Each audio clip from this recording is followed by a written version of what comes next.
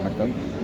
தம்பி, நம்மளுடைய பாலி சுற்றுலா பயணத்தில் கடைசி நாள் 5வது நாள் ஊர் கிளம்புறோம். இப்போதைக்கு டென்பசார் ஏர்போர்ட், பாலி ஏர்போர்ட்டில் செக்இன் பண்ணி எல்லா ப்ராசஸும் முடிச்சுட்டு ஃப்ளைட் ஏறுறதுக்காக கேட்டில் வெயிட் பண்ணிகிட்ருக்கோம். ஏர்போர்ட்டு ரொம்ப பிஸியான ஏர்போர்ட்டு. ஒவ்வொரு 5 நிமிஷத்துக்கும் ஏதாவது ஃப்ளைட்டு லேண்ட் ஆகிட்டே இருக்குன்றது ஒரு புள்ளி விவரம். பெரிய ஏர்போர்ட், ஒரு மீடியமான ஏர்போர்ட் தான், ஆனால் நிறைய டிராஃபிக் இருக்க ஒரு ஏர்போர்ட்டு. இந்த ஏர்போர்ட்டில் உள்ளே நுழையிறப்போ ஒரு சின்ன சிக்கல் நம்மளுக்கு இருந்தது. என்கிட்ட 2 டிக்கெட்டு இருக்குது. அதாவது இங்கேருந்து சிங்கப்பூர் போகிறதுக்கு ஒரு தனி பிஎன்ஆர், அங்கேருந்து சிங்கப்பூர்லேருந்து சென்னைக்கு போகிறது தனி பிஎன்ஆர். அது ஏன்னா Chennai to Singapore, Singapore to திரும்ப சென்னை வரைக்கும் அஃபிஷியல் ட்ரிப்பு. அதுக்கப்புறம் நம்ம சிங்கப்பூர்லேருந்து பாலிக்கு வர்றது பர்சனல் ட்ரிப்பு. அதனால் அது தனி டிக்கெட்டு. இப்போ 2 பிஎன்ஆரையும் கம்பைன் பண்ணி நான் எங்கள் பேகை கொடுத்தேன்னாக்கா நான் சென்னையில் தான் கலெக்ட் பண்ணேன். அதுதான் கம்பைன்டு பிஎன்ஆர் செக்கிங். அப்படி ப்ராசஸ் இருக்குதான்னு நெட்டில் பல இடத்துல தேடி பார்த்தேன். நம்ம டிக்கெட் வந்து சிங்கப்பூர் ஏர்லைன்ஸு, எங்கேயுமே அதுக்கு உண்டான பதில் இல்லை. பட் ஒரே ஒரு இடத்துல மட்டும் ஒரு சின்ன ஒரு நோட்டு மட்டும் இருந்தது. As long as you are going back to your own country you should not have a problem அப்படின்னு போட்டிருந்தது. அந்த நம்பிக்கையில் வந்தேன். இல்லாட்டினா என்ன ஆகுனாக்கா, அந்த மாதிரி முடியலன்னா நான் வந்து இங்கே பேகை கொடுத்தேன்னா அது சிங்கப்பூரில் எக்ஸிட் ஆகிடும். அப்போ நான் என்ன பண்ணணும், சிங்கப்பூரில் இறங்கி இமிக்ரேஷன் செக்லாம் பண்ணி வெளியில் போயிட்டு அரைவலுக்கு போயிட்டு பேக்கேஜ் கரவசலுக்கு போய் அங்கே போய் என் பேக் எடுத்துகிட்டு திரும்பவும் என்னமோ சிங்கப்பூர்லேருந்து சென்னைக்கு வர மாதிரி ஒரு புதுசாக ஒரு செக்இன் ப்ராசஸ் ஆரம்பித்து திரும்ப உள்ளே வரணும். டைம் இருக்குது, 5 மணி நேரம் கேப் இருக்குது. நான் சிங்கப்பூர் போய் இறங்கி திரும்ப சென்னை ஃப்ளைட்டை பிடிக்கிறதுக்கு. இருந்தாலும் இட் இஸ் அன்னெசரி இல்லையா? ஸோ அதை அவாய்ட் பண்ணுறதுக்கு ப்ராசஸ் பார்த்தேன். ஆனால் இங்கே வந்தோடனே இங்கே சிங்கப்பூர் செக்இன் கவுண்டர்ஸ் போனேன். ஒரு விஷயம், நம்மளுக்கு ஒரு விஷயம் சரியாக தெரியலை இல்லை அரைகுறையாக தெரிஞ்சதுன்னா கான்ஃபிடெண்ட்டாக அந்த விஷயத்தை என்னமோ தெரிஞ்ச மாதிரியே பேசுங்க. அப்படின்னா தான் உங்களை மதிப்பாங்க. ஃபஸ்ட்டு நான் முதல்ல கொண்டு போயிட்டு can it be combine, I have 2 PNR ticket. அந்த பொண்ணு ஒன்று இல்லை you have a ticket to Singapore. நான் உங்களுக்கு சிங்கப்பூருக்கு தான் போர்டிங் பாஸ் கொடுக்க முடியும், உங்கள் லக்கேஜ் அங்கே தான் இறங்கும். Where is your ticket to சென்னைனா நான் காமிச்சேன் என்னோட டிக்கெட்.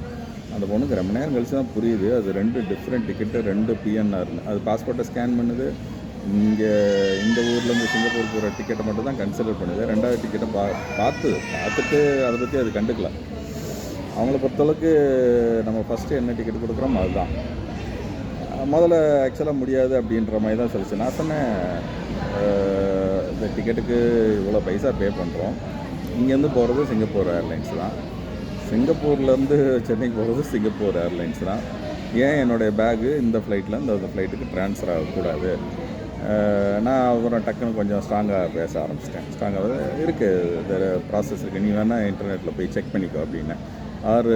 உன்னுடைய இங்கே யாருன்னா கஸ்டமர் சர்வீஸ் மேனேஜர் இருக்காங்களோ அவங்ககிட்ட போய், நான் கேட்கல, உனக்கு எதாவது டவுட் இருந்தால் கேட்டுக்கோ, பட் நான் படிச்சுட்டு தான் வந்திருக்கேன் அப்படின்னு ஒரு ஸ்ட்ராங்காக பேசினோன்னே உடனே அந்த பொண்ணு கொஞ்சம் பயந்து லெட் மீ செக் சார் அப்படின்ச்சு.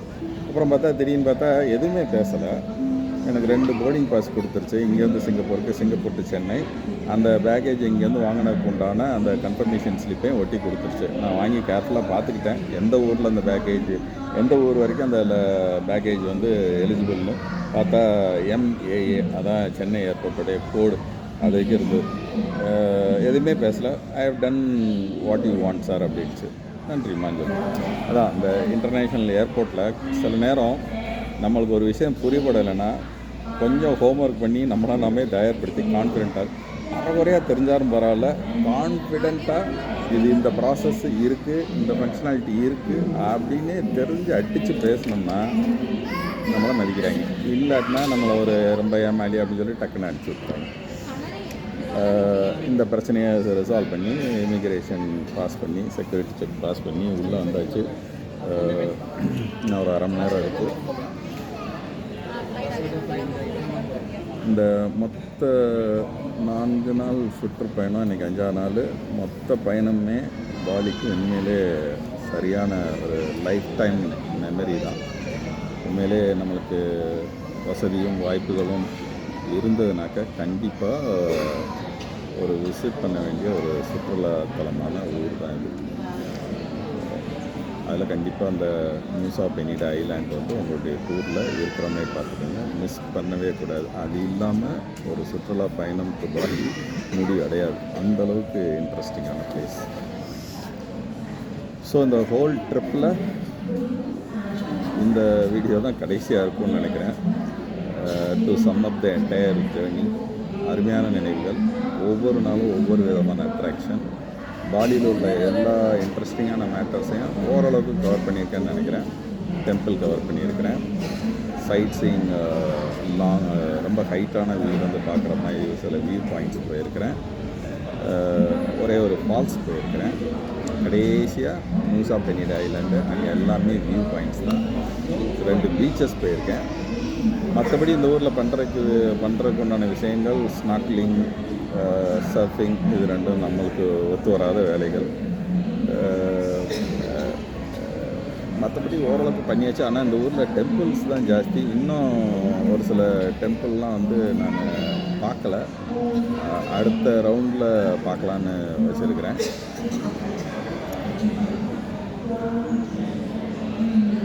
அடுத்த ரவுண்டு வரும்போது மிஸ் பண்ண டெம்பிள்லாம் பார்த்துக்கலான்னு ஒரு முடிவு. அதனால் டெம்பிள், ஏன்னா ஒவ்வொரு டெம்பிளும் ஒவ்வொரு பக்கமாக டைரெக்ஷன்ஸ் இருக்குது. இந்த 4 நாள் அவன் என்ன சொல்கிறான், இங்கே இருக்க எல்லா பிளேஸையும் பார்க்கணுன்னா நீங்கள் 10 நாள் தங்கணும், அதெல்லாம் வேலைக்காக. காஸ்ட் வைஸ் இந்த ஊர் ஒரு ₹2 2000லேருந்து 2500 வரைக்கும் ஒரு பேசிக்கான ஹோட்டல் கண்டிப்பாக கிடைக்கும். ஆனால் லக்ஸரியாக இருக்காது. பேசிக் நீட்ஸு. ஏன்னா என்ன, இந்த இங்கே இருக்க எல்லா ஹோட்டலையும் காத்தால் சோறு போட்டுறாங்க. அந்த சோறு குவாலிட்டியாக இருக்கா, வெரைட்டியாக இருக்கா அப்படின்றதான் மேட்ரு. இப்போ நான் தங்கி இந்த ஹோட்டல் எவ்வளோன்னு தெரியல, ஏன்னா இது நான் பேக்கேஜ் மூலியமாக வந்தனால எனக்கு தெரியல. பட்டு பேசிக் நீட்ஸ் எல்லாம் சாட்டிஸ்ஃபை பண்ணிட்டாங்க. அவ்வளோதான். காலைல சோட்டை போட்டுறாங்க டெய்லி. அதுக்கப்புறம் என்னை பிக் பண்ணுறதுக்கு கார் வந்துடுவாங்க. எல்லாமே சந்தோஷமாக முடிஞ்சது, சேஃபாக முடிஞ்சது. உடம்புக்கு எந்த கோளாறும் வரல. ஹெல்த்தியாக தான் இருக்கிறோம் அந்த 4 நாள் பக்கம். பெருசாக இல்லை. தண்ணி மட்டும் எல்லாமே பாட்டில் வாட்டர் தான், கடையில் வாங்கி தான் குடிக்கிற மினரல் வாட்டர் தான். எல்லாம் டேப்பில் வரதெல்லாம் உப்பு தண்ணியாக இருக்கும்.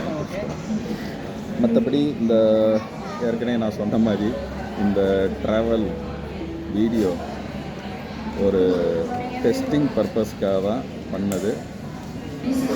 உறுதியாக தெரியாது, இதெல்லாம் நான் கன்சால்டேட் பண்ணி யூடியூப்பில் அப்லோட் பண்ணுவேன்னா என்னன்னு தெரியாது. ஒருவேளை நல்லா வந்து அப்லோட் பண்ணுவேன், இல்லாட்டினாக்க இதில் பண்ணின மிஸ்டேக்ஸ் எல்லாம் கொஞ்சம் ரியலைஸ் பண்ணி லேர்னிங் ஃப்ரம் மிஸ்டேக்ஸ் அதை சரி பண்ணிவிட்டு அடுத்த ட்ராவல் வீடியோ இன்னும் பெட்டராக பண்ணுறதுக்கு முயற்சி பண்ணுவேன்.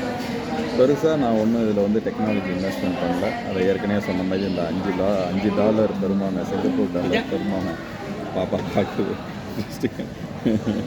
சே ஹலோ, சே ஹலோ, சே ஹலோ, ஹலோ.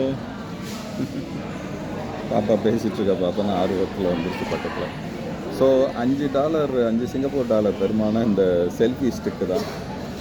பெருசாக ஒன்றும் இன்வெஸ்ட் பண்ணல. இதை போய் எப்படி எடிட் பண்ண போகிறேன் அப்படின்றதெல்லாம் இனிமேல் தான் போய் பார்க்கணும். மற்றபடி சுற்றுலா அனுபவங்கள் எப்பயுமே நல்ல விஷயந்தான், மனதுக்கு இதமான விஷயம். ஒரு புத்துணர்ச்சி இருக்கும், ஒரு செல்ஃப் கான்ஃபிடென்ட்டை ஃபர்தர் ஹைட்டுக்கு எடுத்துகிட்டு போகும். நிறையா விஷயங்கள் தெரிஞ்சுக்கலாம். இல்லை இந்த சுற்றுலாவுக்கு வரதை பயன்படுத்தி நம்ம ஒரு சில விஷயங்கள் தெரிஞ்சுக்கிறதுக்கு முயற்சி பண்ணுவோம். இப்போ உதாரணத்துக்கு அந்த 2 PNR எப்படி மிக்ஸ் பண்ணுறதுன்னு உண்மையிலே நாலேஜபிள் ட்ரிப்பு தான் நான் சொல்லுவேன். மேற்கொண்டு சொல்லணுன்னாக்க என்ன சொல்கிறது, சுற்றுலா பற்றி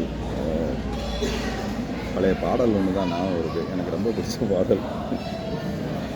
அள்ளி தந்த வானம், அள்ளி தந்த பூமி அன்னை அல்லவா, சொல்லி தந்த வானம் தந்தை அல்லவா. இயற்கை அழகை அள்ளி கொட்டி கொடுக்குற அந்த பூமி எப்பயுமே நமக்கு தாய் தான். அதை வெளிச்சம் போட்டு காட்டுற அந்த வானம் நமக்கு தந்தை தான். சரியான பாடல் சுற்றுலா நண்பர்களுக்கு. கங்கை அமரன் எழுதிய பாடல், இளையராஜா இசையமைச்சது. இந்த பாடல் வரிகள் தான் எனக்கு கடைசியாக ஞாபகத்துக்கு வருது. அனுபவிப்போம். மீண்டும் ஒரு சுற்றுலா செல்ல வாய்ப்பு இருந்தால் இதே மாதிரி ஒரு வீடியோவில் உங்களை சந்திக்கிறேன். யாதும் ஊரே யாவரும் கேள்வி.